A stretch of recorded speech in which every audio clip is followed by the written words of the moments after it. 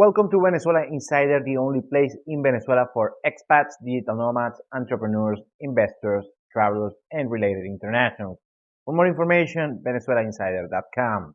Today we are reviewing a video titled Foreign Women from Venezuela, What to Always Remember.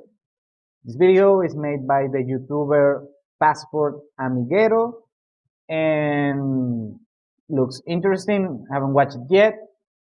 I'm going to watch it with you, so let's start.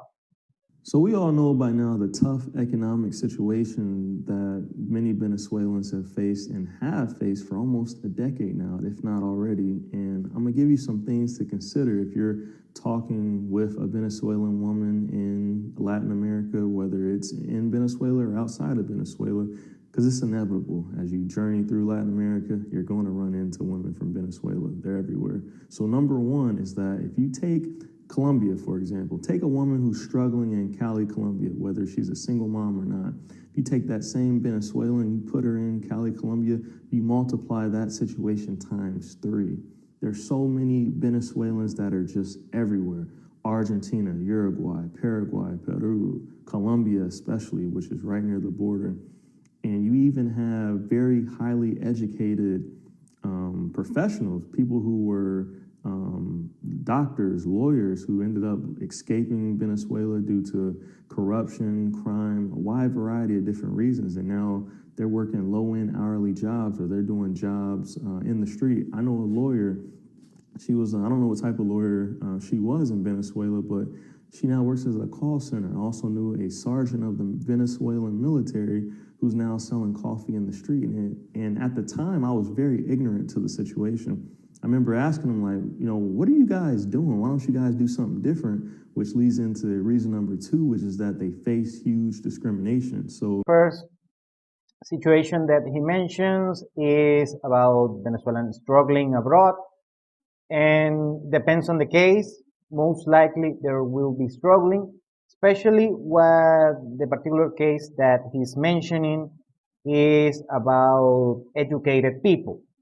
And Venezuelan migrants are most likely, not all, but I'll say a big chunk of them are educated. I have mentioned that many times on the channel. And what happens is they're struggling when they're not able to exercise their professions on the recipient country. He's mentioning Colombia, he's mentioning Cali. Of course, Colombia is not a very rich place on average. And what happens is when a Venezuelan individual, especially women, and they're not able to exercise their due profession, they're usually struggling doing something like that, but in this particular case, selling coffee on the street, and they're going to be struggling a lot compared to the local counterparts, on this case, Colombian women. So on that regard, but it's just when the Venezuelan, in case, are not able to exercise their profession. Let's continue. A country like Medellin, Colombia, or a city like Medellin, Colombia, I would always hear this from even local Colombians that a lot of people take, like Cartagena, for example. A lot of these people from other cities, smaller cities, whether they were cities or towns, would move to Bogota, would move to Medellin in search of better opportunities. But what they would find out is that people from Medellin only wanted to hire other paisas. They had that true sense of pride, and they face discrimination. So when you take someone from Venezuela and all of these negative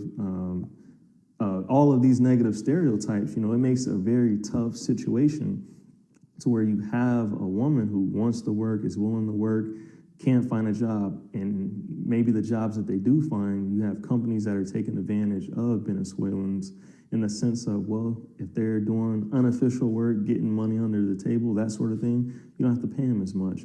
It's even to the point where you've heard of street workers complaining about the Venezuelan women charging significantly less. So with all these things that are going on, some Venezuelans are in some very tough times, which have caused them to do some very desperate things, and they're looking for a way out. They're looking for you. Number 2 is discrimination. I kind of agree with most of this. What happens is, of course, when you arrive to another country, to even another state, another city, and you don't know anyone or you have a pretty weak network because you're not from there, of course you don't get the best jobs, the best opportunities and such. And what happens is, but that happens everywhere. If you have, the saying, your network is your net worth, and if you have a bad network, you're going to struggle, especially if you're a migrant, you're just starting out in some other places. And of course, that happens with Venezuelan pretty much every place they arrive. And the other thing is that unlike most migrant communities, already mentioned this. People, let's say from Mexico, they have the Mexican community in the United States or Europe or whatever. Mexicans, Chinese, Jewish, Jewish people, even Colombians, where they're in another country, they're more united. And Venezuelans, we kind of don't have that, national network, if you want to call it like that, if you wish. And that's why Venezuelan migrants struggle even more when they migrate to another country. Let's continue. They want and they need economic help. So, based off those two things that I just described to you, just imagine you're in a situation like that. What are you going to do? You're going to look for a way out. You just can't continue to live like that day in, day out. Not even if you're lucky in a situation like that, you're living paycheck to paycheck. But a lot of these Venezuelans, especially the ones with kids that took their kids with them, maybe they're living with another family member in another country in Central or South America, or they're living with someone that they know or know of.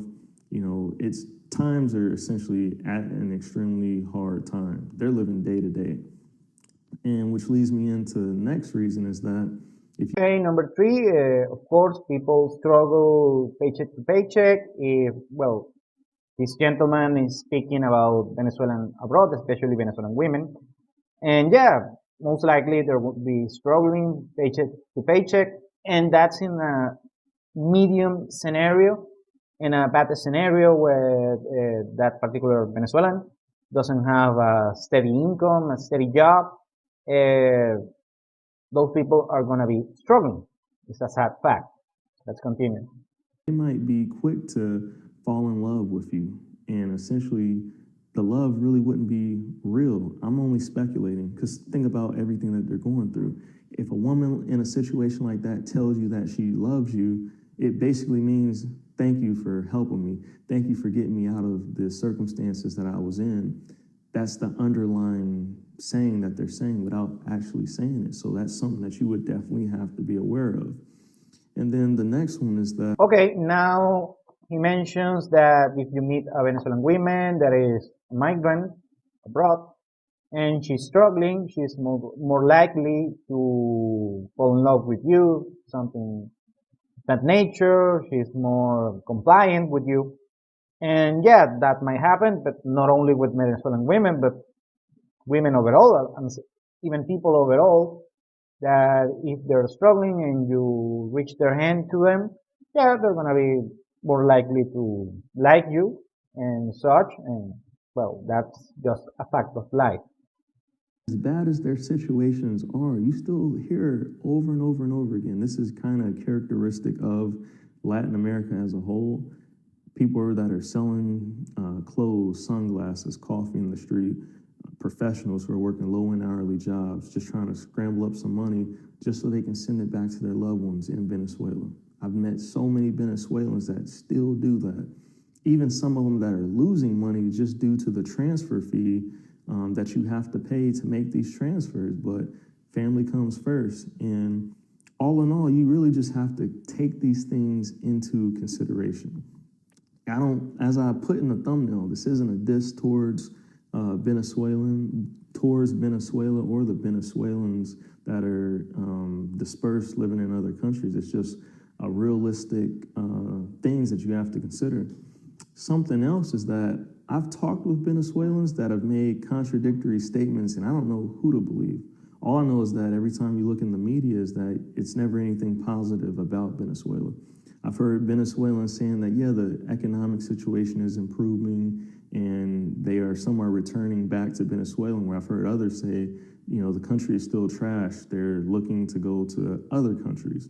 So I know Venezuelans in Ecuador, and they're saying, well, Quito isn't a good situation for me. I need to go somewhere else. I know Venezuelans in Argentina, good medical care. It's a man, I forgot what I was going to say. It's a very well-established country, and they're still not able to find a job, where they're being underpaid. So, all in all, if you decide to deal with a Venezuelan, these are just some things that you really got to think about. Okay. Lastly, he's speaking about the Venezuelan situation of the migrants abroad, and I see there is a fairly recent video. And what happened is that depending on the situation of the particular Venezuelan that is living abroad, like I said, first, if they're professionals, and many are professionals, or they have some sort of a particular skill set, first, if they're able to exercise such profession or skill set on the recipient country and then find a job doing so, they usually are going to be fine and they're not returning to Venezuela if they have a very good income with this high skill ability, profession, you name it. And the second thing is that Latin America, the rest of the countries in Latin America, are a little bit better. I'm talking, the main ones, Colombia, Mexico, Argentina, he mentions, Chile, Panama, Ecuador. They have a better economical situation, but it's just slightly better. The spread is not that high. And when people are struggling, Venezuelans are struggling on these countries, they say, you know what, just I'm going to return to my country and let's see what can I do over there instead of just being here. That is not quite a great country, and I'm not bashing on these Latin American countries. I love it, most of them. And what happens is, if they are able to get a good opportunities, get a great opportunity on the recipient country, Mexico, Argentina, Colombia, Panama, you name it, they're likely to stay. And if they don't, they're just going to return their country. And if they're just breaking even, having a low-end job, still paying the bills, and just doing that, just doing so, and they get homesick and such. Many Venezuelans get homesick, and they tend to return to their own country when they're on this middle ground, paying the bills but not, thriving on such countries. They're most likely are going to return to Venezuela. That will be all. That's the end of the video. I hope you enjoy it. I'm gonna read it on the comments below. Thank you for watching Venezuela Insider. Please like, share, and subscribe. Follow us on social media. If you want to work with us, VenezuelaInsider.com. Thanks again and have a nice day.